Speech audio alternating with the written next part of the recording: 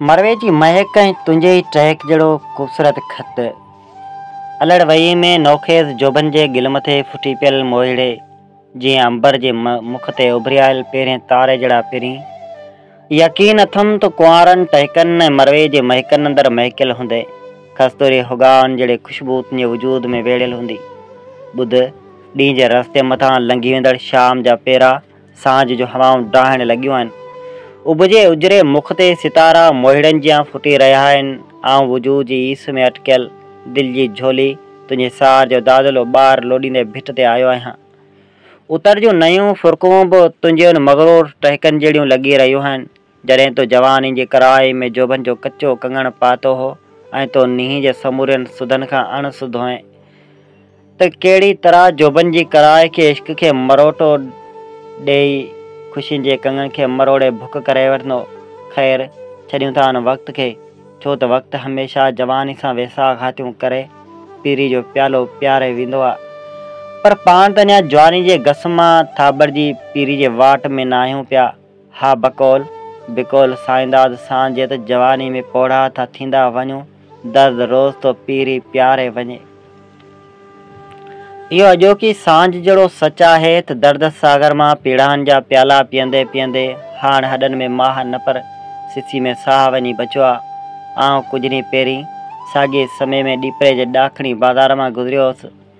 ज़हन जी स्टेशन ते त अॻे ई सरहद पार वेंदड़ भाव जे विछोड़े जहिड़ी उदासी तरसियल हुई।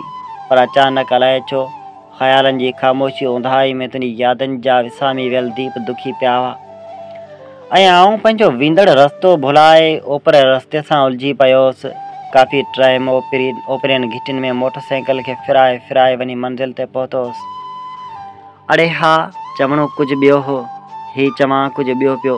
सो हक़ीक़त यादि अॼु शाम जो ॻोठ जे क्रिकेट ग्राउंड में छोरनि चपनि जी बैट ते इन्ही मौज़ू जे बाल चाढ़ी ॻाल्हियुनि जा छका हणी ईअं ई पई चयां त ॾियारी अचे पई।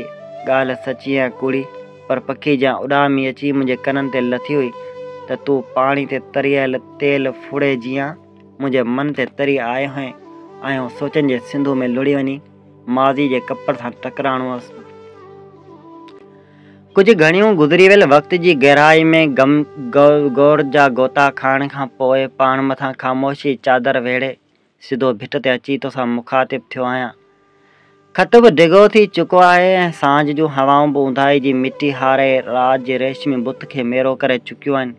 ऐं हा अञा बि हिकिड़ो अर्ज़ु कंदुसि त मुंहिंजो ही मरवे जी महक ऐं ब्लेड जी चहक जहिड़ो ख़त पढ़ण खां पोइ तुंहिंजे अखियुनि जे उभ मां लुड़कनि जा छमर छणी पवे त उन्हनि खे गिलनि जे पट पुसाइण खां पहिरीं रह जी कुंड सां उकाए वठिजा।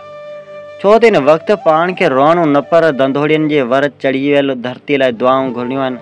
जेकॾहिं धरती ख़ुशि हूंदी त पाण खे ॿियो छा खपे। बाक़ी आउं हूं बि तुंहिंजो आहियां, उन लाइ को बि स्टाम्प पेपर ॾिसण जी ज़रूरत कोन्हे। तो लाइ मासूम मुर्कनि ऐं थधियुनि फुरकनि जहिड़ो प्यार आउं ॿिए कंहिंजो बि न सिर्फ़ु तुंहिंजो।